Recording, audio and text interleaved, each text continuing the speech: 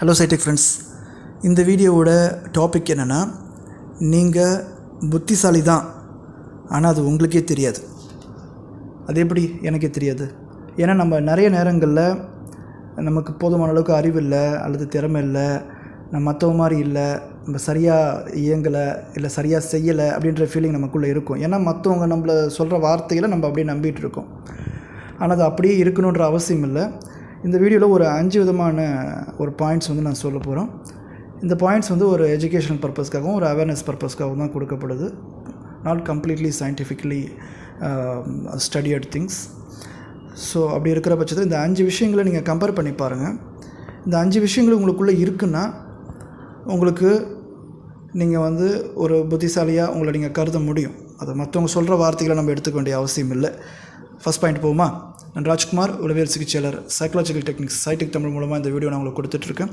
முதல் பாயிண்ட் என்ன அப்படின்னாக்கா, நீங்கள் ஒரு ஸ்ட்ராங், அதாவது ஒரு உறுதியான ஒரு சுய விழிப்புணர்வு, செல்ஃப் அவேர்னஸ்ன்னு சொல்லுவாங்க. ஸ்ட்ராங் செல்ஃப் அவேர்னஸ், ஒரு உறுதியான அல்லது நிலையான சுய விழிப்புணர்வு உங்களுக்கு இருக்குது அப்படின்னாக்கா நீங்கள் ஒரு புத்தி கூர்மை உள்ளவர் அப்படின்னு நம்ம கருத முடியும். அப்படின்னா என்ன அப்படின்னாக்கா, நீங்கள் யார், சுய விழிப்புணர்வுனா நீங்கள் யார், நீங்கள் எப்படிப்பட்டவர், உங்களுக்கு என்ன வயசு, நீங்கள் எங்கே இருக்கீங்க, நீங்கள் இங்கே எப்படி நடந்துக்கணும், நீங்கள் என்ன மாதிரியான விஷயங்களை செய்யணுன்ற ஒரு புரிதலும் ஒரு விழிப்புணர்வும் உங்களுக்கு இருக்குது, ஒரு அவேர்னஸ் உங்களுக்கு இருக்குது. அப்படின்னா அடுத்தவங்க சொல்லி தெரியறதில்ல, உங்களுக்கே தெரியுது. இந்த இடத்துல இப்படி தான் நடக்கணும், இந்த இடத்துல இப்படி நடக்கக்கூடாது, இங்கே இப்படி தான் பேசணும், இங்கே பேசக்கூடாதுன்ற ஒரு புரிதல் உங்களுக்கு இருக்குது, ஒரு விழிப்புணர்வு இருக்குது. அப்படின்னா நீங்கள் போதுமான அளவுக்கு அறிவு உள்ளவர், நீங்கள் புத்திசாலி அப்படின்னு நம்ம எடுத்துக்க முடியும்.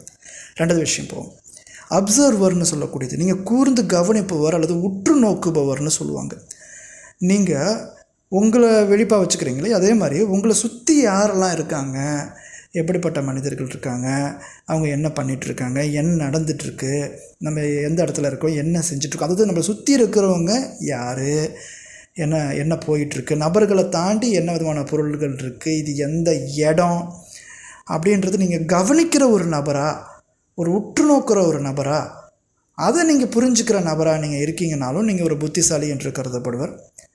மூணாவது விஷயம் என்ன அப்படின்னா, ஈஸியாக கற்றுக்குறீங்க ஒரு புது விஷயத்த. இப்போ நீங்கள் உங்களுக்கு திறமை இல்லாதவர்னு சொல்லிட முடியாது. ஒரு வேளை கற்றுக்கிறதுக்கான ஆப்பர்ச்சுனிட்டி உங்களுக்கு கிடைக்காம இருக்கலாம், அதை கற்றுக் கொடுக்குற சரியான நபர் உங்களுக்கு கிடைக்காம இருந்திருக்கலாம் இல்லையா? அப்போ நீங்கள் என்னென்னா, நீங்கள் ஒரு விஷயத்தை கற்றுக்குறீங்க, கற்றுக்கிறதுக்கான ஒரு ஆப்பர்ச்சுனிட்டி கிடைக்குதுன்னா அதை நீங்கள் ஈஸியாக கற்றுக்குறீங்க, அல்லது கற்றுக்கிறதுக்கான அதை நீங்கள் லேர்ன் பண்ணுறதுக்கான ஆர்வம் உங்களுக்கு இருக்குது அப்படின்னா நீங்கள் நிச்சயமாக அதை கற்றுக்க முடியும். அப்போ நீங்கள் ஒரு புத்திசாலி அல்லது ஒரு திறமைசாலி அப்படின்னு நம்ம எடுத்துக்க முடியும். ஏன்னா ஒரு விஷயத்தை கற்றுக்கணுக்கான ஆர்வம் தான் முதல் படியாக இருக்குது. நாலாவது விஷயம் பார்ப்போம். நாலாவது விஷயம் என்னென்னா, அடுத்தவங்களுடைய உணர்வுகளை புரிந்து கொள்ளுதல். ஒருத்தர் கவலைப்படுறாரா, ஒருத்தர் பயப்படுறாரா, ஒருத்தர் கோவப்படுறாரா, ஒருத்தர் உங்களை சந்தேகப்படுறாரா, ஒருத்தர் உங்களை நம்ப மாட்டுறாங்களா, இல்லை அவங்க அவங்களுக்கு என்ன மாதிரியான ஒரு இமோஷனில் அவங்க இருக்காங்க, இந்த மாதிரியான எந்த இமோஷனில் அவங்க இருக்காங்க சுற்றி இருக்கிறவங்க அப்படின்னு உங்களுடைய இமோஷனை மற்றவங்க புரிஞ்சுக்கணுன்றது அடுத்த பட்ச விஷயம். அடுத்தவங்களுடைய இமோஷன், அடுத்தவங்க என்ன மாதிரியான ஒரு சூழ்நிலை இருக்காங்கன்னு புரிஞ்சுக்கூடிய கெப்பாசிட்டி உங்களுக்கு இருக்குது அப்படின்னாலே நீங்கள் புத்திசாலியாக தான் இருக்கீங்க. ஏன்னா அவங்க எப்படிப்பட்ட எந்த சூழ்நிலை இருந்து பேசுகிறாங்க, எந்த மாதிரியான உணர்வில் இருந்து பேசுகிறாங்க அப்படின்னு நீங்கள் புரிஞ்சிட்டாலே அதை ஈஸியாக உங்களால் அணுக முடியும், அதை நீங்கள் செயல்படுத்த முடியும், அதுக்கேற்ற மாதிரி உங்களை மாற்றிக்க முடியும். ஸோ அப்போ நீங்கள் நிச்சயமாக புத்திசாலியாக இருக்க முடியும். அஞ்சாவது விஷயம் பார்க்கலாம். அஞ்சாவது விஷயம் என்னென்னா, உங்களுடைய இமோஷன்ஸ் இருக்குல்ல, உங்களுடைய உணர்வுகள் இருக்குல்ல, உங்களோட உணர்வுகளை மேனேஜ் பண்ணிக்கக்கூடியவர், கட்டுப்படுத்தக்கூடியவர் அல்லது சமாளிக்கக்கூடிய ஒரு நபராக நீங்கள் இருக்கீங்களா அப்படின்னாக்கா, இவர் வயசானவர், இவர்கிட்ட எப்படி நடந்துக்கணும், இவர் குழந்தை, இது குழந்தைகிட்ட எப்படி தான் பேசணும், இவங்க ஒரு உயர் அதிகாரி, இவங்ககிட்ட எப்படி பேசணும், இவங்க ரொம்ப இந்த மாதிரியான ஒரு வேலை பண்ணிட்டுருக்காங்க, இவங்ககிட்ட இந்த மாதிரியான அளவுக்கு நம்ம பேசணும், எப்படி பேசணும் ஒரு நபர்கிட்ட